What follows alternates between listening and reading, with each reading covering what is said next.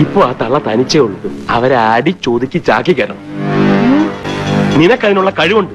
എന്റെ കൂടെ പുറപ്പെടുമ്പോ ഉന്നയിച്ചായാലും ആരാ ചേട്ടനായാലും അമ്മയാലും അച്ഛനായാലും ഇവർക്ക് ആർക്കും വയ്യാണ്ടായാലും എനിക്കത് ബാധിക്കും. എല്ലാരും ഇന്ത്യ ആണല്ലോ. എന്റെ മോളെ നീ ഞങ്ങൾക്ക് മോലല്ലടാ, മോലല്ല, ഞങ്ങൾക്ക് ജനിക്കാതെ പോയ അച്ഛനാടാ അച്ഛൻ. കുഞ്ഞിന്റെ വീട്ടിൽ പോയി ഒത്തുതീർപ്പിലാക്കി കൂടെ എല്ലാവരും സ്നേഹത്തോടെ പോകുന്നതല്ലേ നല്ലത്. ഇപ്പോഴും ഒരു കാര്യത്തിന് ക്ലാരിറ്റി വന്നിട്ടില്ല. ഏതെങ്കിലും ഒരു ഫാമിലി മുന്നോട്ട് വന്നാലേ പ്രശ്നങ്ങൾ സോൾവ് ആവുകയുള്ളൂ. ഒത്തുതീർപ്പാക്കാൻ ഇതിനു മുമ്പ് ശ്രമിച്ചിട്ടുണ്ടോ? എല്ലാം ഞാൻ മനസ്സിലാക്കി തരാം. എല്ലാത്തിനും ഒരു സമയം, എല്ലാം സമയമാകുമ്പോ നമ്മൾ പോയി വിളിക്കൂട്ടാ. കുഞ്ഞിനെ കാണാൻ ആഗ്രഹമില്ലേ?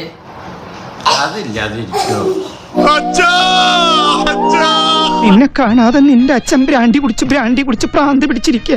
കുഞ്ഞെ വിളിച്ചപ്പോ എന്ത് തോന്നി? ഒത്തിരി സന്തോഷം. ഒരുപാട് നാൾക്ക് ശേഷം സമാധാനമായിട്ടൊന്ന് ഉറങ്ങാൻ പറ്റി. എന്തൊരു പെർഫോമൻസ് ആണ്. ഒരു 5 സെക്കൻഡ് ഞാൻ എന്റെ അമ്മൂമ്മയാന്ന് വിചാരിച്ചു. ഒന്നാമത്തെ ആദ്യം പറയുന്നത് മക്കളെ ഒളിച്ചോടുന്ന ലൈഫ് ഒരിക്കലും സേഫ് അല്ല. ശവത്തെ കുത്തരുത്. അപ്പൊ താൻ ആരാണെന്ന് സ്വയം ഒരു ബോധം ഉണ്ടല്ലോ. നന്നായി.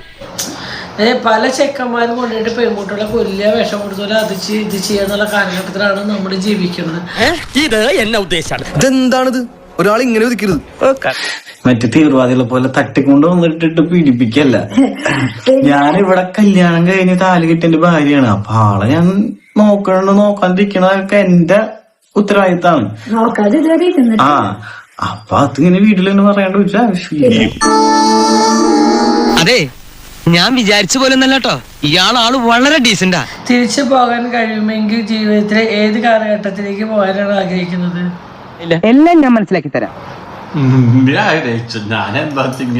ഞാൻ ഏതായാലും ഇത് മനസ്സിലായി കണ്ടപ്പോ പോഴുന്നിട്ട് എനിക്കെന്തോ പോലെ. ഞങ്ങളുടെ തട്ടുപുറത്ത് ഞങ്ങൾ ഭയങ്കരമായിട്ട്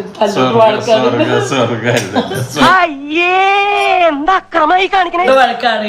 നിങ്ങളത് എപ്പോഴെപ്പോഴും ഈ അമ്മ നമ്മോട് അത് എന്റെ ഒരു ഇഷ്ടാട്ടാ. അത് ഞാൻ ഓരോരോ ശീലങ്ങൾ വന്ന് എന്താ ചെയ്യ? ഒരു കുടുംബത്തിൽ ഒന്നും ഇങ്ങനെയാവാം. എങ്ങനെയാടാ എല്ലാവരും ഒന്നുപോലെ ആയി പോയത്?